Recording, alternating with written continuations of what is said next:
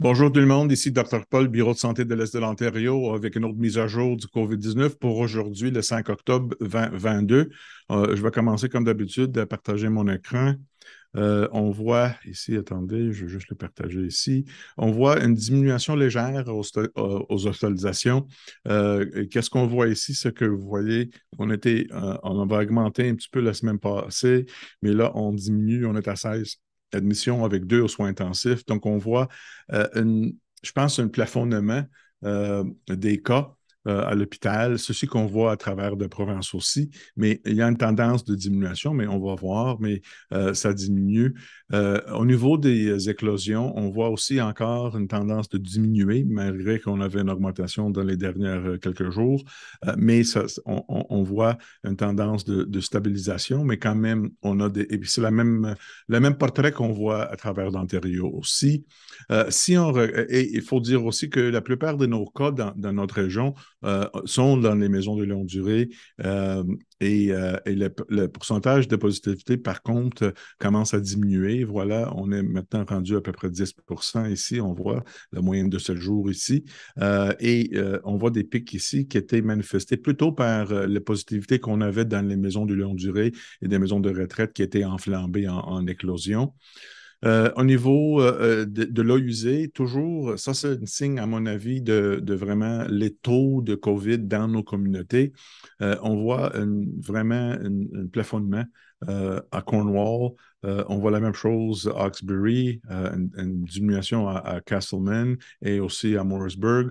À travers du province, on voit un peu d'augmentation de l'eau usée, mais à Ottawa, comme j'ai vu tantôt, Ottawa, par exemple, et le restant de l'Est d'Ontario commence à diminuer.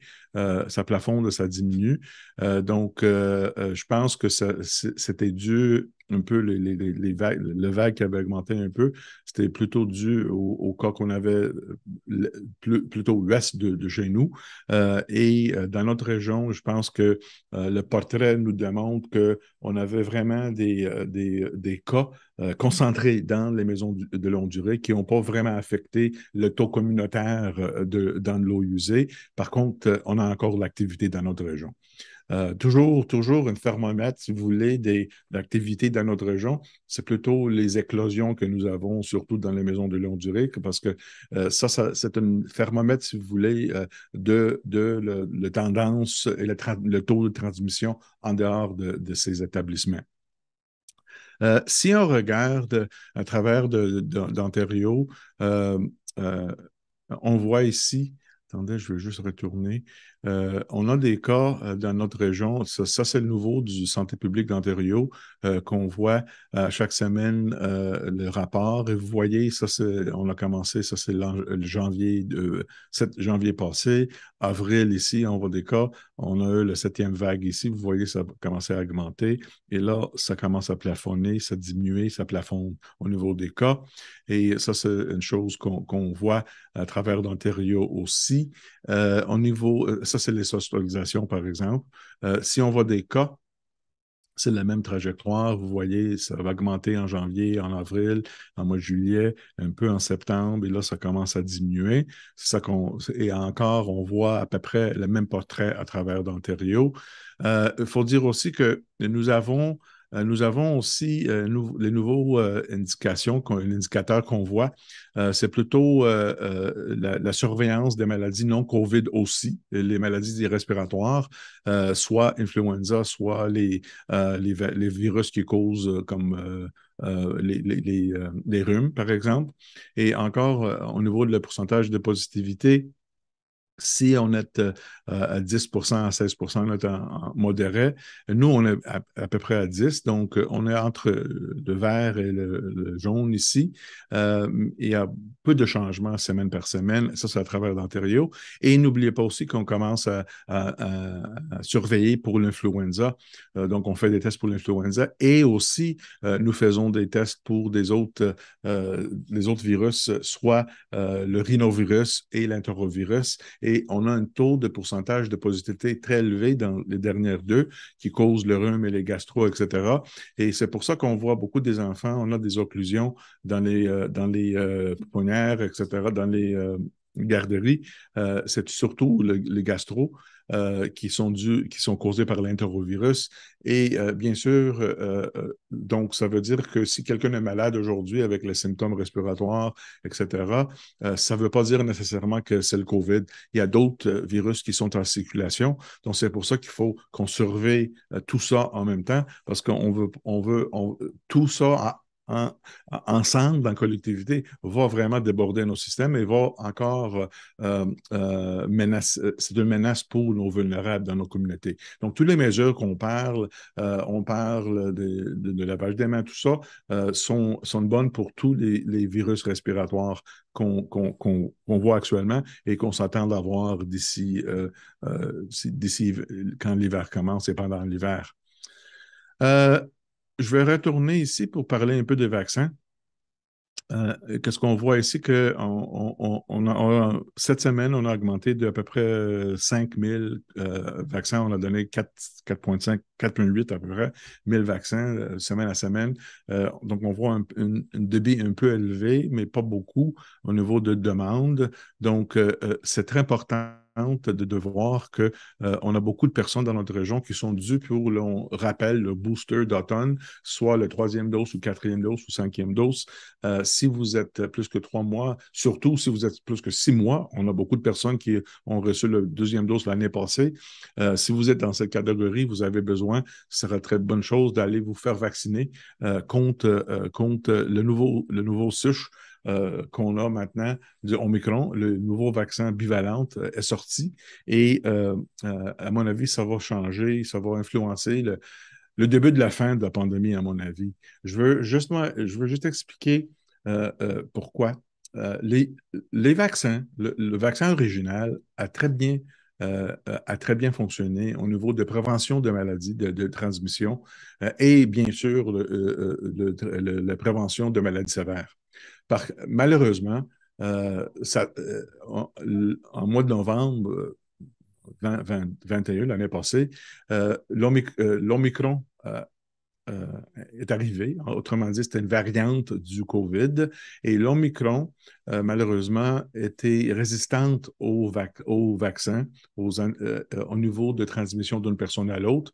Et malheureusement, on a eu des millions de personnes qui étaient vaccinées 2 fois en mois de janvier et avril cette année qui ont été infectées.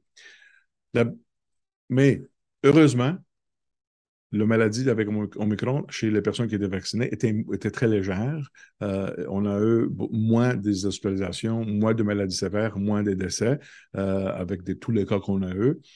Et ça continue à prévenir, à prévenir la maladie sévère. Par contre, maintenant, avec l'arrivée du bivalente, on a 2 souches dans le vaccin. Une qui va continuer à nous protéger comme le souche original, Delta, etc., et va augmenter, va solidifier, si vous voulez, la protection de base que nous avons. Mais la deuxième, c'est la souche du Omicron, BA1, qui va nous donner la protection, bien sûr, beaucoup plus élevée contre l'Omicron, qui est le souche qui circule actuellement, plus spécifiquement le B5, et on a des bonnes données que avec cette vaccin bivalente, avec le souche Omicron qui est dedans, ça nous donne une très bonne protection contre B1, mais aussi A, B, 4 et 5.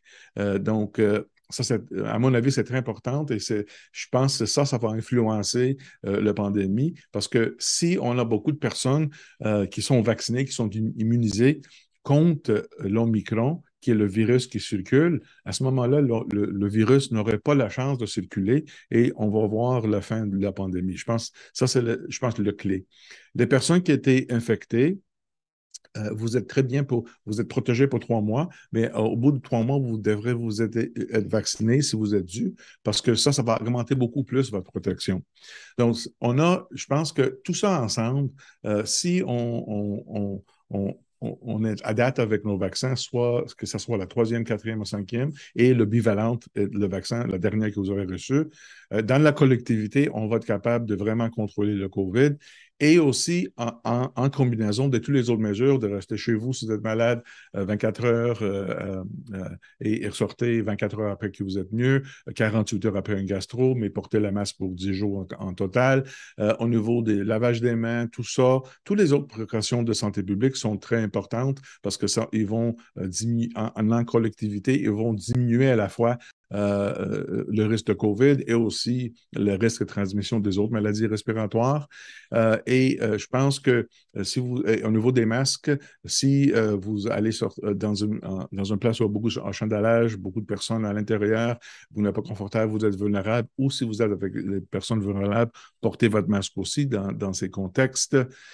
Tout ça ensemble, à mon avis, va nous aider à bien tolérer l'hiver, parce que d'habitude, c'est ça qu'on voit, c'est là qu'on voit beaucoup des maladies respiratoires qui ont tendance à retourner ces temps-ci.